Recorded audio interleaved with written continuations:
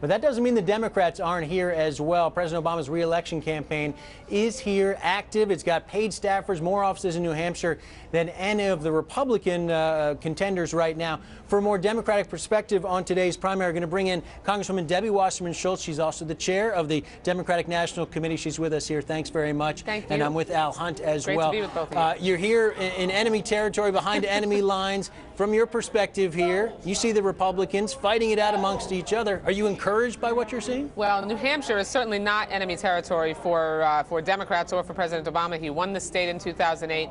We are in the process of setting up the most robust grassroots presidential campaign in history. We have 7 offices open around the state, made 3,200 one-on-one meetings, 500 meetings across the state, like phone banks and house parties, tens of thousands of phone calls. So we've used this day leading up to it as an organizing tool so we can hit the ground running tomorrow and make sure that all the way to November 6th we are reaching out to people across the state.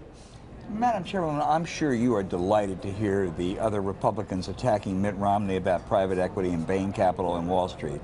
But isn't Barack Obama going to have a hard time taking advantage of that, since he courted Wall Street so heavily in 2008, some people think was so kind to them in 2009 and 10, and still courting them? Barack Obama is not the one to make the case against Wall Street, is he? Oh, he sure is. I mean, well, because Mitt Romney has been doing his level best to tout the private sector experience that he has as being the solution to our economic woes. And we need to take a close look at what that experience is. It's not so much about venture capitalism. It's about the fact that Mitt Romney's experience as a venture capitalist is in dismantling companies, deliberately bankrupting them, shipping those jobs overseas, decimating pension plans, and cutting health care benefits. Would you like to see the president turn down any money then from venture capitalists or Wall Street?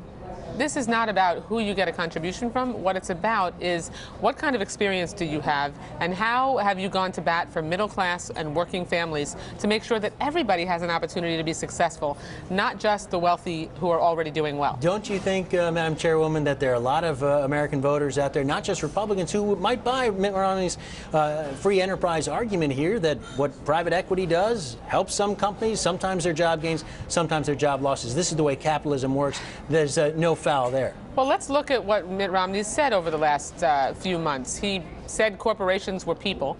In Nevada, in the face of a housing crisis that is really vexing, he said that we shouldn't do anything to help people stay in their homes. We should just let it hit bottom and have investors come in and scoop up the properties and sell them. I mean, this is a guy who has consistently, yesterday he said he enjoys firing people. I mean, this is a person who has consistently demonstrated that he's really out of touch with the needs of people who are trying to just get ahead and have an opportunity for success, just like people who are already doing well. Let me ask you about a story that my colleague Hans Nichols is reporting out of Washington. The possibility that President Obama, when he speaks at the Democratic National Convention in Charlotte, could speak at Bank of America Field. Is there a possibility that could be the case, given the fact that there have been some tensions with Bank of America and this administration?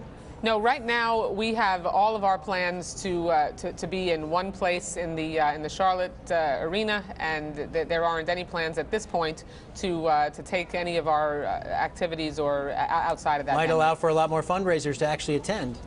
Well, it's not about the fundraisers attending. It's about making sure that Barack Obama's message and his record of accomplishment are spread as far and wide across this country, and we can draw the contrast between the direction he's taken this country and beginning to get this economy turned around, and the direction any of the Republicans would take us, so which is back to the Republicans. It'd be a mistake for anyone to give us the speech from Bank of America, though. Like I said, no decisions have been made. Or would it be a mistake?